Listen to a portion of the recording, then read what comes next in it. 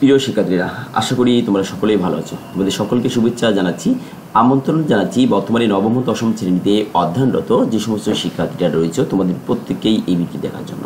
এই ভিডিওটিতে যেটি আমি আলোচনা করতে চলেছি সেটি হলো যে পরিমিতি নামক যে চ্যাপ্টারটি রয়েছে তোমাদের গণিত বইয়ের, সেই চ্যাপ্টারের অন্তর্ভুক্ত 16.3 এর অনুশীলনীর পূর্বকার যে উদাহরণ রয়েছে সেই উদাহরণ নিয়ে যদি তোমরা এই উদাহরণগুলো দেখো তাহলে অবশ্যই তোমরা অনুশীলনীর যে প্রশ্নগুলো রয়েছে সেটি সমাধান করতে পারবে। তোমাদের কেন্দ্রীয় পরীক্ষাতে অনুরূপ যদি কোনো সমস্যা আসে তাহলে সেগুলোরও সমাধান করতে পারবে বলে আশা রাখি। আমরা ভিডিওটি দেখার চেষ্টা করি। উদাহরণ 25 নম্বরে বলা আছে যে একটি বৃত্তের ব্যাসার্ধ 14 সেন্টিমিটার, একটি বর্গের ক্ষেত্রফল উক্ত বৃত্তের ক্ষেত্রফলের সমান, বর্গক্ষেত্রটি বাহুর দৈর্ঘ্য নির্ণয় করো।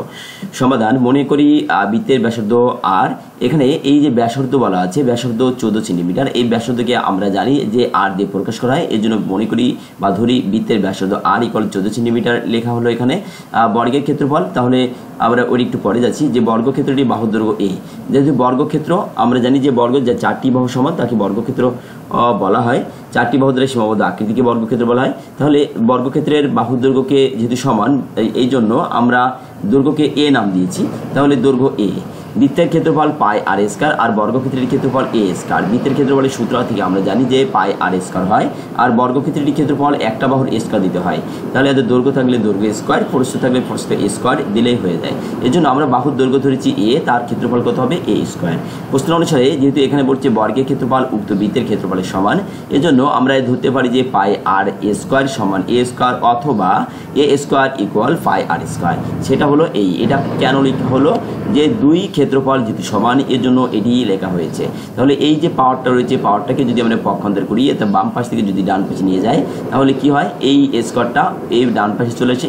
ডান পাশের যে চলক বা রাশি বা মান যেটা থাকুক না কেন তার উপরেই বর্গমূল আকার হিসেবে বসবে। তাহলে এখানে তাই বসছে পাই আর বসছে, আর যখনই পায়ের হিসেবে বসছে অর্থাৎ আমাদের এ সমান এখানে এই পাই আর এ স্কয়ার যখনই বসবে, এই স্কয়ারটা এই আরের ওপর থেকে এই বর্গমূলটা বাদ হয়ে যাবে, থাকবে কি রুট পাই থাকে। তাহলে রুট আবার পায়ের মান এখানে 3.1416 থেকে, এখানে এই আরের মান কত 14। তাহলে এখানে এই মানটি বসিয়ে দিলাম। দেওয়ার পরে যদি আমরা এই ক্যালকুলেটর দিয়ে ব্যবহার করি তাহলে কিন্তু এই মানটি পেয়ে যায়। তোমরা অবশ্যই এখানে একটি ক্যালকুলেটর ব্যবহার করবে, কারণ এখানকার বা এই অধ্যায়ে যতগুলো সমস্যা রয়েছে সবগুলোতেই একটু দশমিকের ব্যবহার হয়েছে, বর্গমূলের ব্যবহার হয়েছে। যদি দ্রুততার সঙ্গে পরীক্ষা দিতে চাও বা সমাধান করতে চাও এই সমস্যাগুলোর, তাহলে অবশ্যই ক্যালকুলেটর ব্যবহার করার চেষ্টা করবে। তা আমরা যদি ক্যালকুলেটর ব্যবহার করি তাহলে এইটার হিসাব করলে আমরা এই মানটি পেয়ে যাই। চলে যাচ্ছি পরবর্তী নম্বর উদাহরণে। 26 নম্বরে বলেছে যে চিত্রের এবিসিডি একটি বর্গক্ষেত্র যার প্রতি বাহুর দৈর্ঘ্য 22 মিটার। এবিসিডি একটি কি বর্গক্ষেত্র। দেখো চিত্রে এবিসিডি, এই চিত্রটি যদি পরীক্ষাতে পড়ে তাহলে যদি চিত্র আলোকে পড়ে তাহলে চিত্র কিন্তু অঙ্কন করা থাকবে, আর যদি না থাকে তাহলে চিত্র কথাটা উল্লেখ থাকবে না। এখানে ধরে নাও যে বা মনে করো যে একটি বর্গক্ষেত্র যার প্রতি বাহুর দৈর্ঘ্য 22 মিটার, এই আলোকে প্রশ্নটির উদ্দীপকে বর্ণনা আকারে থাকবে। কিন্তু যেহেতু আমাদের এখানে চিত্রে দেওয়া রয়েছে, আমরা চিত্রের আলোকে যাচ্ছি। এখানে এবিসিডি, এখানে এর কি একটি বর্গক্ষেত্র যার প্রতি বাহুর দৈর্ঘ্য 22 মিটার। তাহলে এই বাহুটা যদি বর্গ বলছে তাহলে কিন্তু অবশ্যই আমাদের 4টি বাহু সমান হবে। এবং এইডি একটি ক্ষেত্রের একটি অর্ধবৃত্ত। এইডি এই যে একটা বৃত্তের অর্ধবৃত্ত বলতে অংশ বোঝাচ্ছে, অর্ধাংশ বলা হচ্ছে। তাহলে অর্ধবৃত্ত সম্পূর্ণ ক্ষেত্রটির ক্ষেত্রফল নির্ণয় করো। তাহলে আমরা কি করতে পারি, আমরা প্রথমে এই অংশের ক্ষেত্রফল বা যে কোনো একটি অংশের ক্ষেত্রফল বের করে দুটি এক পরবর্তীতে অপর অংশের ক্ষেত্রফল বের করবো। শেষ পর্যায়ে গিয়ে দুটি অংশের ক্ষেত্রফল যুক্ত করে দিব, আমাদের উত্তরটা হয়ে যাবে। তুমি আগে এটার অংশ বা এটার অংশ যে কোনো একটা ধরলেই হবে। তাহলে সুতরাং এখানে মনে করি এবিসিডি বর্গক্ষেত্রের প্রতি বাহুর দৈর্ঘ্য এ, সুতরাং এবিসিডি বর্গক্ষেত্রের ক্ষেত্রফল এ স্কয়ার। এইডি একটি অর্ধবৃত্ত, অর্থাৎ এখানে বর্ণনা আবার যেটা ছিল উপর সিনারিওকে একটু বর্ণনা দিয়ে নেওয়া হলো। অর্ধবৃত্তের ব্যাসার্ধ অর্থাৎ এই যে অর্ধবৃত্তটা রয়েছে, বৃত্তের তাহলে কেন্দ্র কিন্তু এরকম জায়গা রয়েছে।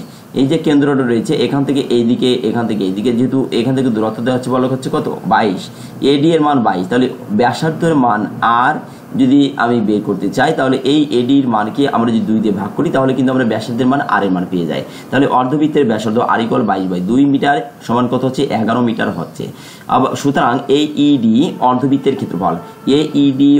ক্ষেত্রফল, হাফ পাই আর স্কয়ার।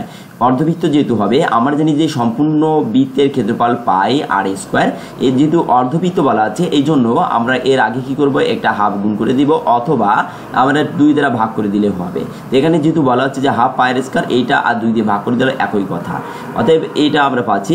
অর্থাৎ সম্পূর্ণ ক্ষেত্রের ক্ষেত্রফল এবিসিডি বর্গক্ষেত্রের ক্ষেত্রফল, এবিসিডি বর্গক্ষেত্রের ক্ষেত্রফল আর এইডি এই অর্ধবৃত্তের ক্ষেত্রফল যুক্ত, অর্থাৎ দুটি যুক্ত করে দিতে হবে। আমরা যদি আলাদাভাবে মান বের করে যুক্ত করে দিই তা হবে, আর যদি সূত্র আকারে এখানে লিখে না হলো, লিখে নেওয়ার পরে পরবর্তীতে আমরা একইভাবে মান বসিয়ে দিলাম। এর মান 22 এখানে বসিয়ে দিলাম, এরপর 2 ছিল 22-এর উপর 2 দিয়ে দিলাম, এখানে প্লাস প্লাস থাকলো, হাফ হাফ থাকলো, পায়ের মান 3.1416 থাকলো, ইন্টু যেহেতু এর ভিতরে কোনো চিহ্ন নাই তাহলে এখানে গুণ আকার রয়েছে, এই জন্য এখানে এই আর এর মানটা আমরা এখানে বসিয়ে দেবো, এর এই গুণ আকার রয়েছে বলে গুণ চিহ্নটা এখানে দিয়ে দিলাম। তুমি অবশ্যই এখানে যখনই মান বসানো হয় তখন অবশ্যই গুণ চিহ্ন দিতে হবে, যদি না দেয় তাহলে কিন্তু সব কিন্তু এক মনে হবে, যে এখানে যদি গুণ চিহ্ন না হয় তাহলে কিন্তু 16 মনে হতো। এই কারণে অবশ্যই যখন গুণ আকারে এই আকারের মানের ক্ষেত্রে বা চলক আকারে যখন থাকবে, গুণ কোনো চিহ্ন যদি ভিতরে না থাকে তখন তার ভিতরে আমরা যখন মান ইনপুট করব তখন অবশ্যই আমরা চিহ্নগুলো দিয়ে দিব। তাহলে এই আর এর মান 11, তার উপরে স্কোয়ার রয়েছে আর এর উপরে, এই জন্য আমরা এখানে স্কোয়ার দিয়ে দিলাম। এখন আমরা যদি 22-এর স্কোয়ার করি, এইটুকু যদি হিসাব নিকাশ করি ক্যালকুলেটর ব্যবহার করে, আমরা কি করবো, 11-কে 11 দিয়ে গুণ করবো, গুণ করে 11 11 121 হবে, সে 121-কে আমরা 3.1416 দিয়ে গুণ করবো, গুণ করে তাকে আমরা 2 দিয়ে ভাগ করবো, ভাগ করলে একটি মান পাওয়া যাবে, সেই মানকে আমরা 22-এর স্কোয়ার দ্বারা যোগ করে দেবো, যোগ করে দিলে আমাদের এই মানটি পেয়ে যাবো। এটি তোমরা অবশ্যই একটি ক্যালকুলেটর ব্যবহার করবে, তাহলে আমাদের জন্য সহজ হবে। চলে যাচ্ছি পরবর্তী নম্বর উদাহরণটিতে। এখানে বলা হচ্ছে যে উদাহরণ 27 চিত্রে এবিসিডি একটি আয়তক্ষেত্র যার দৈর্ঘ্য ও প্রস্থ যথাক্রমে 12 মিটার ও 10 মিটার। এবিসিডি একটি আয়তক্ষেত্র, এই এবিসিডি যার প্রস্থ কত, 12 মিটার প্রস্থ। এখানে বলা হচ্ছে এই এখান থেকে এই ডি এর মান কত হচ্ছে 12 মিটার, আর 10 মিটার বলা হচ্ছে এইখান থেকে এখানে যার দৈর্ঘ্য ও প্রস্থ যথাক্রমে 12 মিটার। তাহলে দৈর্ঘ্য আগে যেহেতু বলা আছে, তাহলে দৈর্ঘ্যটা আগে ধরবো আমরা, এই 12 মিটার ধরবো, দৈর্ঘ্য এ থেকে ডি এর দূরত্ব 12 মিটার, প্রস্থ হচ্ছে কত 10 মিটার, প্রস্থ হচ্ছে কত সিডি অথবা এবি, তুমি যেটা বলবে সেটা হবে। তাই এই মানটা কত হচ্ছে এখানে 10 মিটার। এ ডি এই একটি বৃত্তাংশ, ডি এই একটা বৃত্তাংশ, তো বৃত্তকলা, এটা একটা বৃত্তের একটা অংশ। বৃত্তচাপ ডিই এর দৈর্ঘ্য এবং সম্পূর্ণ ক্ষেত্রের ক্ষেত্রফল নির্ণয় করো। বৃত্তচাপ ডিই, বৃত্তচাপ কি হবে, ডিই, এই যে চাপটা রয়েছে এই চাপের এর দৈর্ঘ্য এবং সম্পূর্ণ ক্ষেত্রের, এবং এই সম্পূর্ণ যে ক্ষেত্রটা রয়েছে সম্পূর্ণ ক্ষেত্রটার ক্ষেত্রফল আমাদের নির্ণয় করতে হবে। এখন আমরা নির্ণয় করতে যদি চাই তাহলে আমাদের প্রথমে যেটি করতে হবে সেটি হলো, আমরা যে তথ্য দেওয়া আছে তথ্যটিকে একটু বর্ণাকারে এখানে লিখে নিচ্ছি, যে বৃত্তাংশের দৈর্ঘ্য আর ইকুয়াল এডি ইকুয়াল 12 মিটার, আর ইকুয়াল এ থেকে ডি, যেহেতু বৃত্ত অংশ আমাদের এই দৈর্ঘ্যই, বৃত্তের কেন্দ্র এই, পরিধি হচ্ছে এই ছিল, এখানে বৃত্তচাপ বরাবর যেটা আছে বৃত্তচাপ বরাবর যেটা রয়েছে সেটা হচ্ছে দৈর্ঘ্য এখান থেকে এই পর্যন্ত সম্পূর্ণ যদি আমরা এখানে ঘুরিয়ে নিয়েছি তাহলে এই আকার হয় আর কি। তাহলে এখানে আমরা আর এর মান পাচ্ছি এডি ইকুয়াল 12 মিটার, কেন্দ্রে উৎপন্ন কোণ থিটা ইকুয়াল 30, এই যে এখানে যে কোণটি তৈরি হয়েছে এই কোণটির মান কত 30 ডিগ্রি। বৃত্তচাপ ডিই এর দৈর্ঘ্য পাই আর থিটা বাই 180 ডিই। আমরা জানি যে এস ইকুয়াল পাই, এস ইকুয়াল কত হয়, এই পাই আর থিটা বাই কত 180, এই এস বৃত্তচাপ ডি এর দৈর্ঘ্য, এটিকে এস নাম দিয়ে দিলাম। এখন আমাদের পাই আর থিটা বাই 180, পাই আর থিটা পায়ের মান এখানে বসিয়ে দিলাম, আর এর মানে এখানে বসিয়ে দিলাম, থিটার মানে এখানে বসিয়ে দিলাম, এই 180 নিচে থাকলো, এইগুলোকে ওপরেগুলোর গুণফলকে অর্থাৎ গুণ করব, এইটাকে এইটা তিনটে একসঙ্গে ক্যালকুলেটরে গুণ করে যে মানটি হবে সেই মানকে আমরা 180 দ্বারা ভাগ করলে আমরা এই মানটি পেয়ে যাই। তাহলে আমরা কি, আমাদের এখানে বলছিল বৃত্ত ডিই এর দৈর্ঘ্য কিন্তু আমরা পেয়ে যাচ্ছি এখানে, যেহেতু এখানে আমরা যদি এস দিয়ে তাহলে কিন্তু এস দিলে এস সমান ডি, পরবর্তীতে আবার লিখতে হবে, যেহেতু আমাদের এখানে কোনো নাম দেওয়া নেই, ডিই সরাসরি চেয়েছে প্রশ্নটিতে, কাজে আমরা ডিই দিয়েই এখানে শুরু করব। এখন এ ডিই বৃত্তাংশের ক্ষেত্রফল, সম্পূর্ণ ক্ষেত্রের ক্ষেত্রফল আমাদের বের করতে হবে, কাজে আমরা এই অংশের ক্ষেত্রফল বের করবো, পরবর্তী এই অংশের ক্ষেত্রফল বের করে দুই ক্ষেত্রফল যুক্ত করে দিব। তাহলে এ ডিই এর ক্ষেত্রফল theta by 360 pi R square, এটি একটি সম্পূর্ণ সূত্রটি তোমরা মুখস্থ রাখার চেষ্টা করবে। যখনই বৃত্ত অংশের ক্ষেত্রফল বলে তখন কিন্তু এইটা, যখন বৃত্তের ক্ষেত্রফল বলতো যদি তাহলে পাই আর স্কয়ার হতো, কিন্তু বৃত্ত অংশ বললে এইটা হবে বৃত্ত।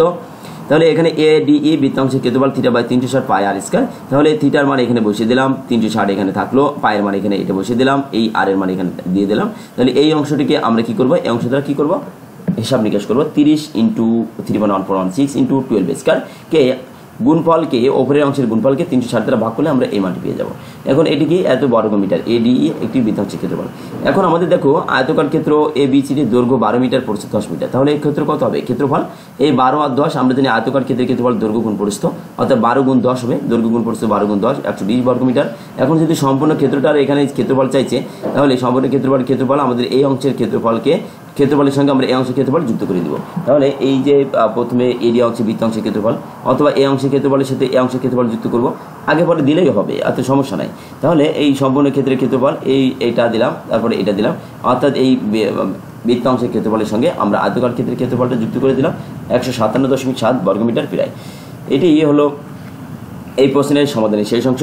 পরবর্তীতে আমরা একটি কাজ দেখতে পাচ্ছি, কাজ এবং পূর্বে আরেকটি কাজ রয়েছে। এই কাজ দুটি নিয়ে আমি আমার অন্য একটি ভিডিও রয়েছে, তো চাইলে তোমরা ভিডিওটি দেখে নিতে পারো, তাহলে কাজের সম্পর্কে একটি ধারণা পাবে এবং এরই অনুরূপ প্রশ্নের সমাধান তোমরা পরীক্ষাতে যদি আসে, পরীক্ষার প্রশ্নগুলোর অনুরূপ প্রশ্ন যদি আসে তাহলে অবশ্যই পরীক্ষাতে আসবে সেটা, তাহলে সেগুলোর সমাধান তোমরা অবশ্যই করতে পারবে বলে আশা রাখি। তো ধন্যবাদ তোমাদের এই ভিডিওটি দেখার জন্য। আর এই ভিডিওটি দেখে যদি তোমাদের সামান্য উপকার হয়ে থাকে তাহলে অবশ্যই আমার চ্যানেলটি সাবস্ক্রাইব করবে।